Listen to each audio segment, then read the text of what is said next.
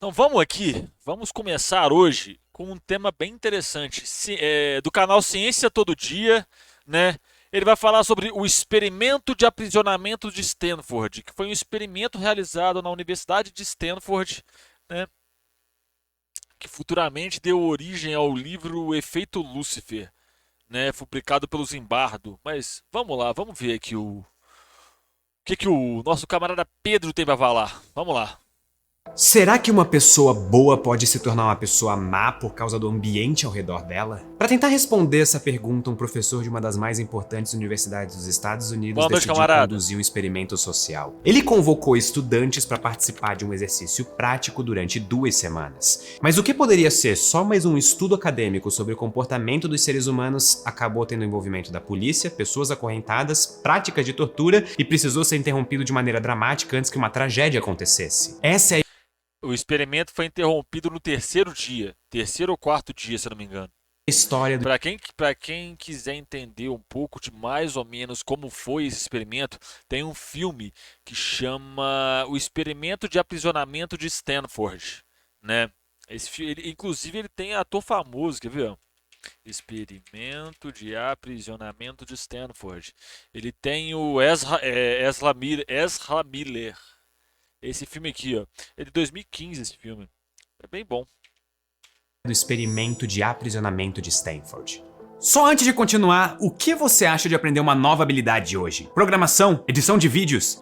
O que eu vou Valeu. contar nesse vídeo se passa em agosto de 1971, mas para entender o contexto que tudo isso aconteceu, a gente precisa voltar ainda mais no tempo e trocar o verão ensolarado da Califórnia pelo inverno rigoroso da Alemanha. Nós estamos no final do ano de 1945 em Nuremberg. A corte de Nuremberg, se eu não me engano, foi a corte que julgou os nazistas. A Segunda Guerra Mundial enfim havia acabado. O horror imposto pelos nazistas tinha chegado ao fim e era a hora do acerto de contas. E por isso os Estados Unidos, a União Soviética, a França e o Reino Unido, que são os países aliados que venceram a guerra, decidiram criar uma corte para julgar os crimes cometidos pelos nazistas. Foi o famoso Tribunal de Nuremberg. Alguns dos principais comandantes do regime não foram julgados. E isso porque, no fim da guerra, muitos deles decidiram selar os seus destinos por conta própria e foram voluntariamente de arrasta para baixo. Kolbe Muitos deles cometeram suicídio, né? Assim como eles seguiram o Führer deles, aquele arrombado, aquele lixo humano do Hitler, e todos se mataram. então ao recém-formado tribunal julgar representantes do escalão logo abaixo deles, como ministros, empresários e ideólogos do nazismo. E a razão pela qual eu trago o Tribunal de Nuremberg aqui é porque, durante o julgamento, muitos dos acusados apresentaram uma linha de defesa bem parecida, a de que eles praticaram todas aquelas atrocidades apenas porque eles cumpriam ordens dos seus superiores. Bom, a defesa deles não adiantou muita coisa porque quase todos eles foram condenados. Mas Se essa eu não me engano, a esmagadora maioria deles foi enforcado, mas aí é uma questão do seguinte, né? Essa ideia de você falar que eu estou só cumprindo ordens, eu sou apenas uma engrenagem pequena de uma máquina, é só uma tentativa de escapar do julgamento. Você entendeu? Ah, não, eu só estou cumprindo ordens, mas você sabe o que está sendo feito ali. Em nenhum momento você não fez nada para parar, tá ligado? Aí que entra essa questão. Tipo assim, só sou um cara que aperta botões aqui que libera o gás, você entendeu? Que manda os trens para Auschwitz, para os campos de concentração, mas você sabe o que está sendo feito. Você sabe para onde esses trens vão, você sabe o que as pessoas que estão ali dentro vão sofrer com esses trens, tá ligado? Então, tipo assim, não é esse papo de falar, não, eu só estou seguindo ordens, não cola. Em nenhum momento isso cola, tá ligado?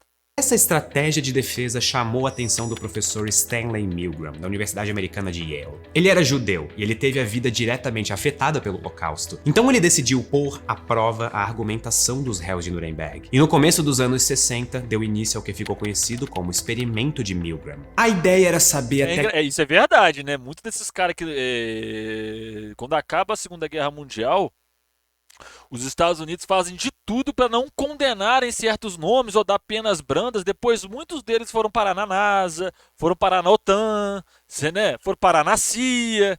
Né? Vale lembrar que, se eu não me engano, a CIA ela foi feita com os moldes da Gestapo. Né? É o serviço secreto dos nazis. que ponto de crueldade os seres humanos podem chegar só por estarem seguindo ordens de um superior. O teste funcionou mais ou menos assim. 40 pessoas foram chamadas para participar, supostamente, de um estudo sobre a memória. Cada voluntário era levado para uma sala junto de um orientador do teste, enquanto um ator era levado para uma sala no lado. Esse ator se passava por um cobaia que teria sua memória testada. Ele deveria decorar uma lista de palavras, mas ele errava algumas de propósito. E aí Ah, tá. Tem um outro experimento também que ele é feito, que eles pegam uma pessoa assim, colocam na outra sala lá, e aí amarrado a um monte de eletrodos de choque e tal, e aí chamam um terceiro que vai participar do experimento, e aí falam, olha, essa pessoa cometeu um crime, esse botão aqui vai dar um choque mais forte, esse botão aqui vai dar um choque de meia força, e esse outro botão aqui vai dar um choque mais fraco. E aí a pessoa vai ordenando, dá um choque, aumenta a intensidade, e aí vai testando o quanto que as pessoas são suscetíveis a comandos, né? Tem vários experimentos desse tipo.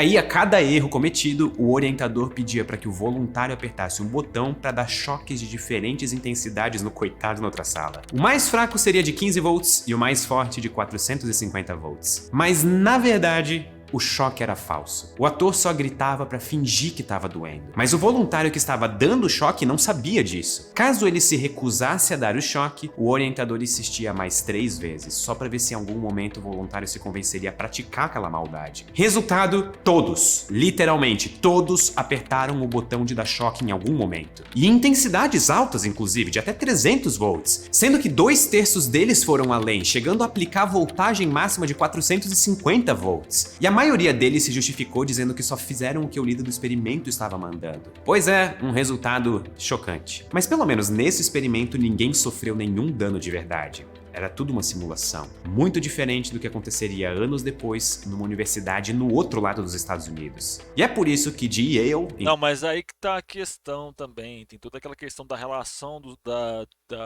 com uma autoridade, o quão disciplinado uma sociedade é para respeitar autoridades, o indivíduo também, o quanto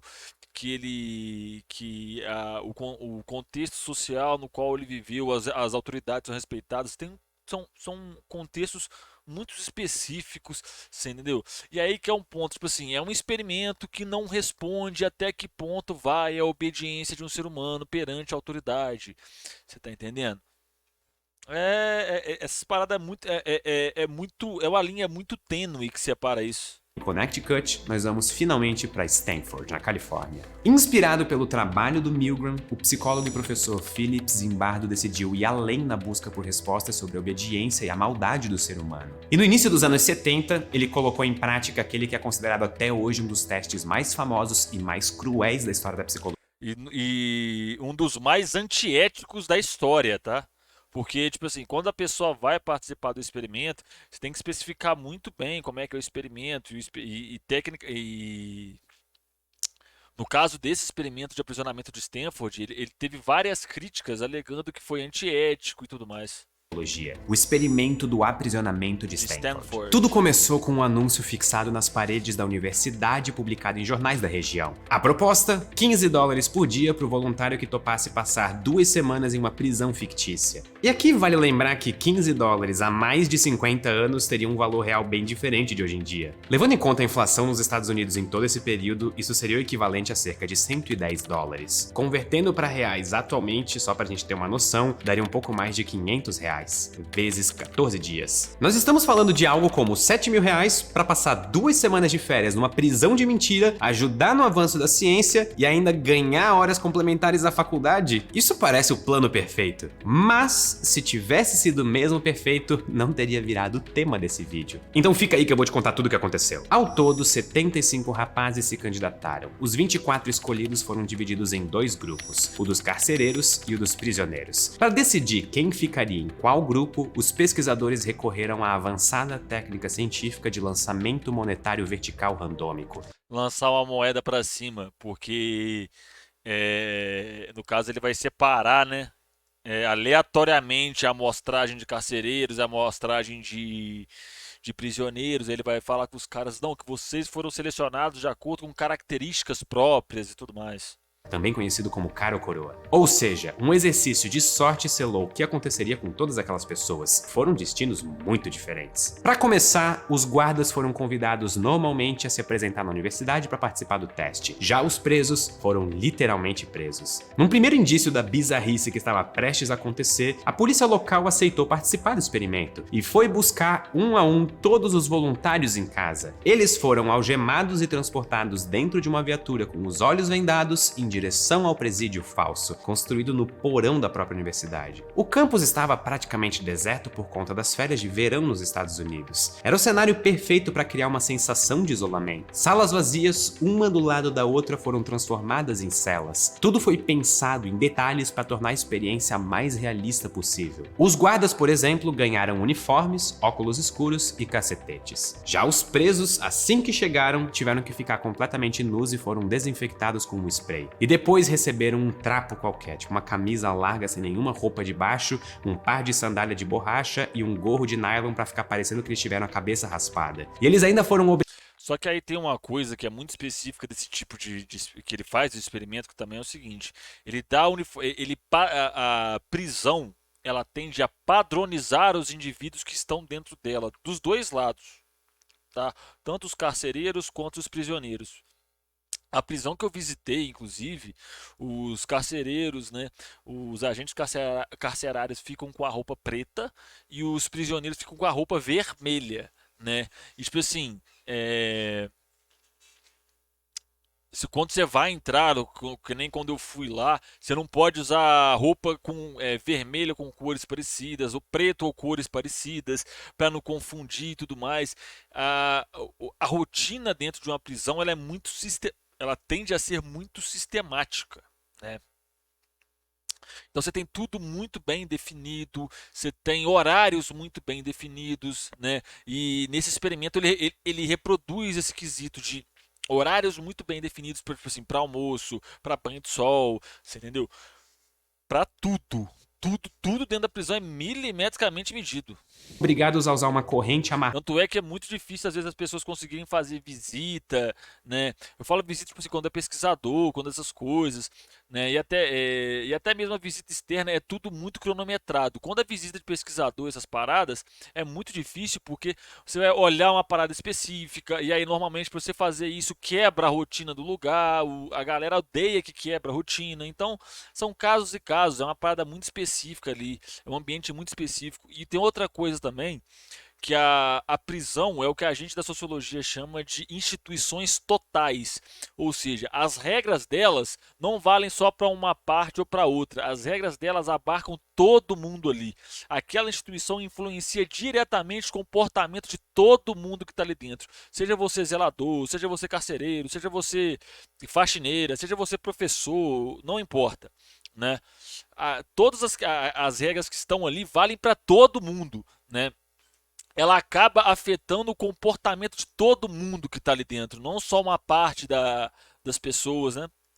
Amarrada nos tornozelos o tempo inteiro. Tudo isso tinha como objetivo tirar a identidade de cada um, transformar todos numa massa única sem as suas individualidades. Por isso os presos perderam até os nomes. Eles passaram a ser identificados somente por uma numeração que estava escrita no uniforme de cada um. E esse era apenas o início da humilhação a qual eles seriam submetidos nos próximos dias. Dali em diante as coisas só pioraram, numa escalada de tensão que ficaria. E esse processo que a gente chama esse processo que a gente fala que é esmagar a individualidade dele.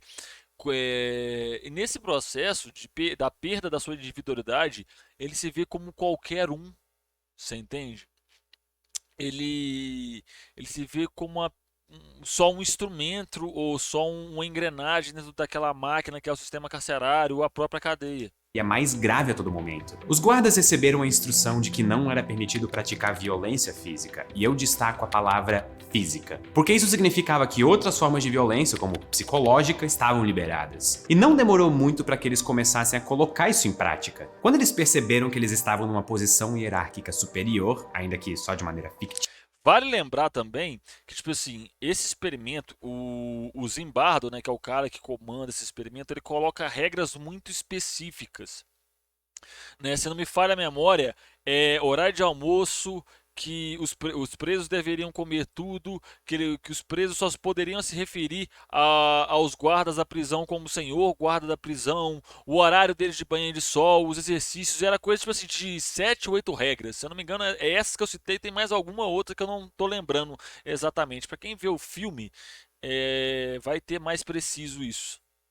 Os carcereiros fizeram questão de mostrar quem mandava. No início eram deboches, com o tempo, humilhações, e então o completo sadismo, ou seja, o prazer de provocar sofrimento. Eles começaram a ditar regras arbitrárias de comportamento. Eles exigiam como queriam ser tratados e como os prisioneiros deveriam agir. Gritos e xingamentos se tornaram rotina. Caso algum preso desobedecesse a alguma ordem, ele era punido na Pode lembrar do filme, dá um nervoso. hora. Algumas vezes com flexões, outras com abdominais, e às vezes, sei lá, sendo obrigados a cantar alguma música. Tudo extremamente desrespeitoso, somente com a intenção de tirar sarro do grupo de presidiários. Outra forma comum de irritar os presos era acordando eles no meio da madrugada, levando todos pro corredor e fazendo uma contagem. Aliás, a privação do sono é uma técnica clássica de tortura, e somada ao fato de não haver janelas nem relógio nas celas, ela levava os presidiários a perder rapidamente a noção do tempo.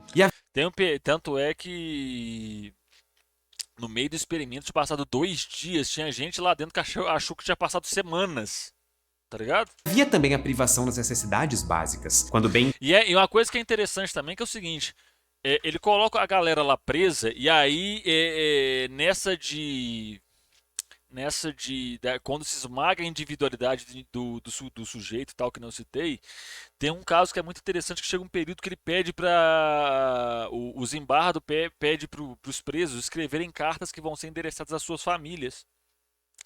E você vê alguns lá que estão zoando, só que tem outro, aí ele percebe assim, que um dos caras ele já assina com um número, ele não assina com o próprio nome, ele já assina com um número, né? Que tem aquela questão da aceitação da ordem, né? E aí, tipo assim, ao longo do experimento, ele vai vendo como todo aquele processo de aprisionamento, de privação de sono, todas aquelas regras que são impostas, não só as regras, tipo assim, quando você vai comer, quando você vai fazer as coisas, como o processo de esmagar a individualidade do sujeito, vai transformando eles muito rápido. Até, né? E aí tem toda aquela questão de tal indivíduo ser ou não suscetível a ordens e tal, tem várias questões, né? Entendiam, os guardas simplesmente proibiam os presos de irem ao banheiro. Muitas vezes eles eram obrigados a usar um balde na frente de todo mundo. E outra técnica para estressar o ambiente era misturar os presidiários de cada cela, dificultando a comunicação entre eles. Ou ainda oferecer tratamentos diferentes para os obedientes e para os não obedientes, aumentando o espírito de rivalidade entre os próprios presos. A velha estratégia de dividir para conquistar. Com tantas maneiras de tensionar E olha, isso aí é usado em prisão até hoje, tá? o clima, era de se esperar que uma hora a coisa ia explodir, e foi exatamente o que aconteceu. Presos revoltados com aquela situação passaram a fazer rebeliões. Eles se amotinavam em celas e os guardas disparavam extintores de incêndio contra eles para controlar a rebelião. Outra maneira de punição era com a solitária, um pequeno compartimento em que os causadores de problema eram jogados e permaneciam no escuro por horas. No experimento chamado de buraco. Um dos presos que foram levados para a solitária, por exemplo, recebeu o castigo porque ele decidiu fazer uma greve de fome. Ele foi obrigado a ficar lá dentro segurando as salsichas que ele se recusou a comer. E ele só pôde sair quando o próprio Philip Zimbardo, o professor responsável pelo estudo, decidiu intervir. Aliás, esse foi só um dos momentos em que o pesquisador interferiu diretamente no que acontecia naquelas salas. Isso porque ele ficava assistindo ao experimento através de uma câmera, como se fosse uma espécie de Big Brother da prisão. No quarto dia, por exemplo, Se eu não me engano, tem uma câmera, as câmeras ficam nos corredores e não lembro se tinha câmeras dentro das celas. Né? ao ouvir um rumor sobre um possível plano de fuga, ele chegou a pedir para a polícia local para que o experimento fosse todo transferido para um bloco prisional de verdade, que estava desativado. Mas a polícia recusou, porque tudo tem limite. O experimento continuou na universidade, e o desejo dos presos de sair daquele lugar também se manteve. Mas ao saberem que não receberiam nenhum centavo caso eles desistissem no meio, quase todos aceitaram seguir vivendo aquele pesadelo. Quase. 2 estudantes não resistiram à pressão e abandonaram o teste em algum momento. E com isso, aos poucos, o experimento começou a ruir. Os presos que ficaram se sentiam ainda mais desolados. Crises de choro eram cada vez mais comuns. As humilhações também só aumentavam, e as brigas se tornavam muito frequentes. A hostilidade não parava de crescer entre os 2 grupos, e o caos começava a reinar no ambiente. A impressão era de que uma tragédia poderia acontecer a qualquer momento. E foi por isso que, depois de muito resistir, o professor Zimbardo optou por abortar o experimento. O projeto que deveria levar Mas ele aborta porque dá merda pra caralho, né? 14 dias, durou apenas 6. Uma das pessoas que levaram 6?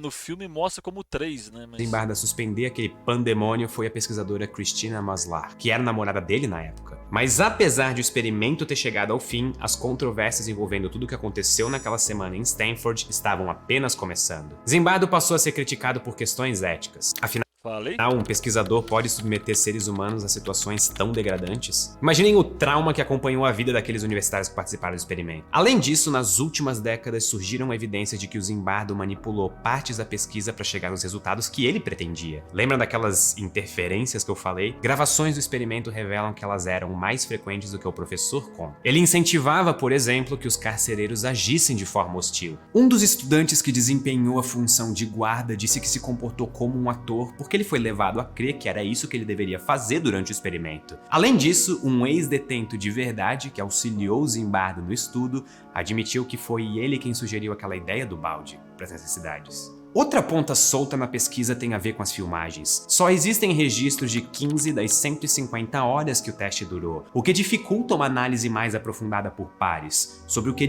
Exatamente. Esse experimento ele é desconsiderado, né, velho? Porque você tem poucos dados para análise. E quando você fala de um experimento social, você tem uma riqueza, você tem que ter uma coleta de dados sobre exatamente tudo que está acontecendo. Seja filmagem, seja gravação, né? Até mesmo, que nem por exemplo, quando você vai fazer entrevista e tal para pesquisa, você vai lá, faz o protocolo, se apresenta para a pessoa, mostra as perguntas para a pessoa antes e tal. Aí você pergunta, você autoriza a gravação da conversa? Você pergunta em off, depois você repete tudo gravado e tal. Então, quando você vai fazer esse tipo de coisa, seja experimento social ou pesquisa de campo, tem uma série de protocolos que a gente é obrigado a seguir. Tá ligado? E pelo visto ele não seguiu um monte deles. de fato aconteceu nesse experimento na universidade. E por isso, em 2006, a emissora BBC financiou um novo estudo feito por psicólogos britânicos que replicaram o experimento por 8 dias, mas sem as interferências que aconteceram em Stanford. E dessa vez, o resultado foi menos alarmante. E os guardas, inclusive, tiveram dificuldade em impor sua autoridade. Tudo isso mostra que a ética passou longe do comportamento do professor Zimbardo. Mesmo assim, ele até hoje é reconhecido como um dos nomes mais relevantes da psicologia no último século. E isso sem dúvida se deve à fama que o experimento do aprisionamento de Stanford ganhou nas últimas décadas. O caso deu origem a documentários Vale lembrar que a BBC é uma estatal do governo de Londres, tá?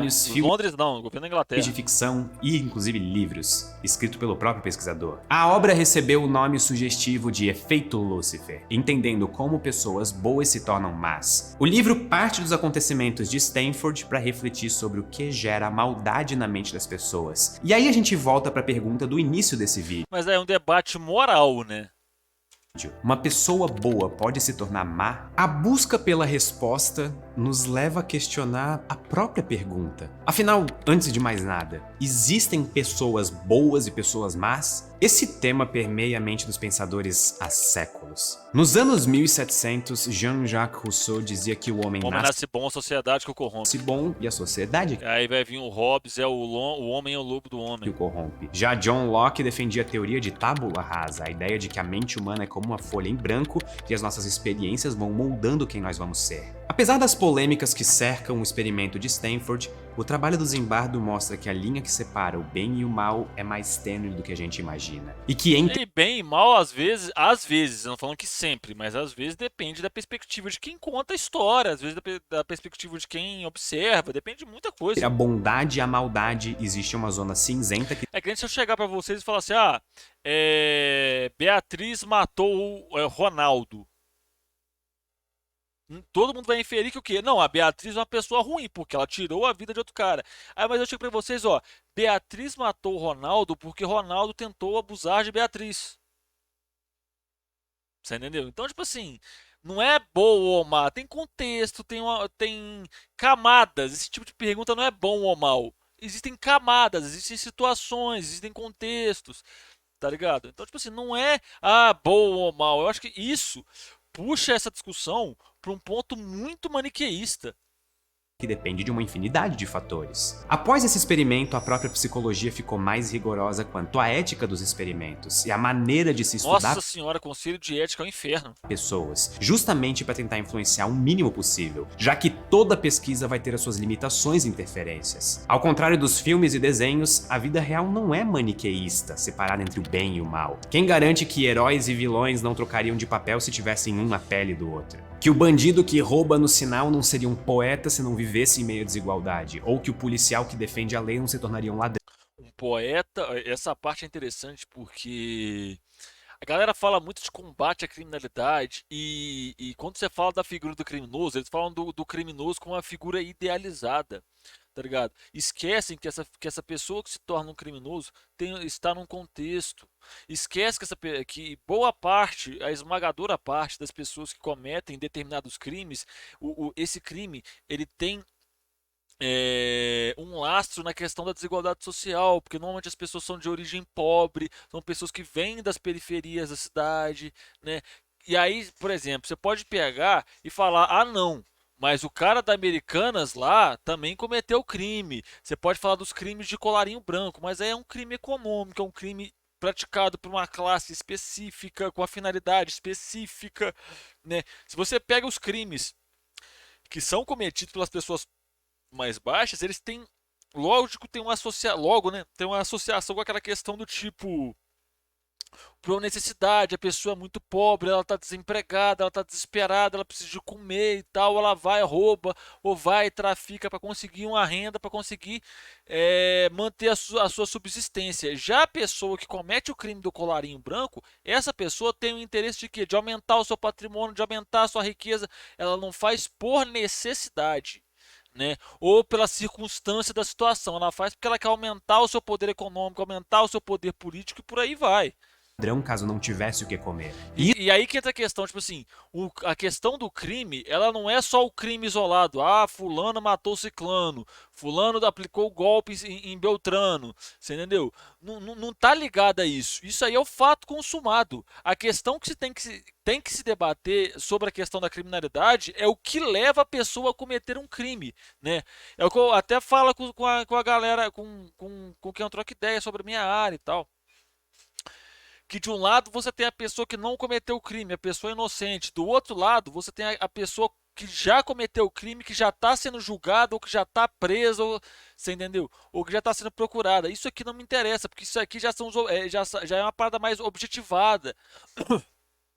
Já é uma parada mais definida. Eu quero saber o que, que leva a pessoa do ponto A ao ponto B.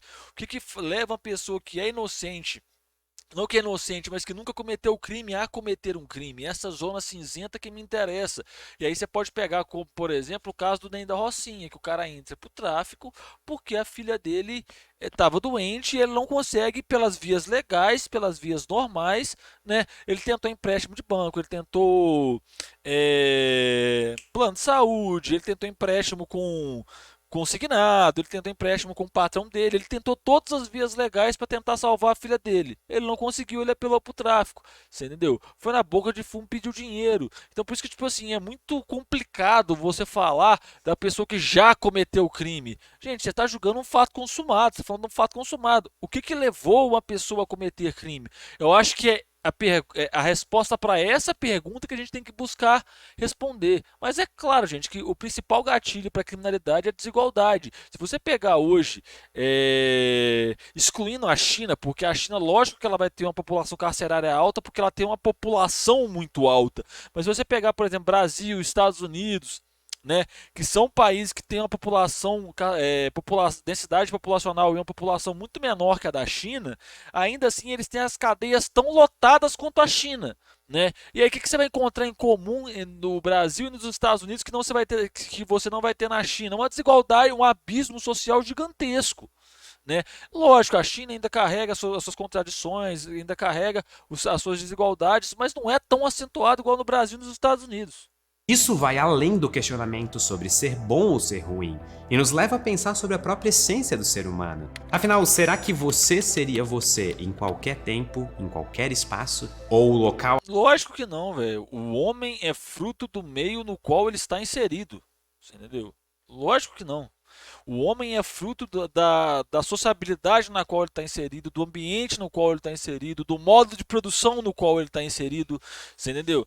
Tem diversos fatores que afetam diretamente a construção e a concepção do ser social que é o homem, que é aquele indivíduo, tá ligado? Não é tão simples assim. aleatório em que você nasceu, na época em que você existiu, define exatamente Mas só um comentário sobre esse vídeo. Esse cara é muito bom de roteiro, velho. quem é você. Nós somos meramente frutos das nossas próprias decisões ou a nossa identidade também é formada pelo mundo que nos cerca? Essas são perguntas que cruzam política, biologia, filosofia e várias outras áreas do conhecimento. Exatamente, isso é verdade. Provavelmente a gente nunca vai decifrar ao certo todas as variáveis da equação complexa cujo resultado é o nosso caráter. Mas talvez a página que os homens e as mulheres ocupam nos livros de história seja determinada não só pelas escolhas que eles fizeram em vida, mas também pelo caminho que a própria vida reservou para eles no dia e no lugar em que eles nasceram. Você realmente é uma boa pessoa e seria em qualquer ocasião? Eu gostaria de saber o que vocês pensam nos comentários.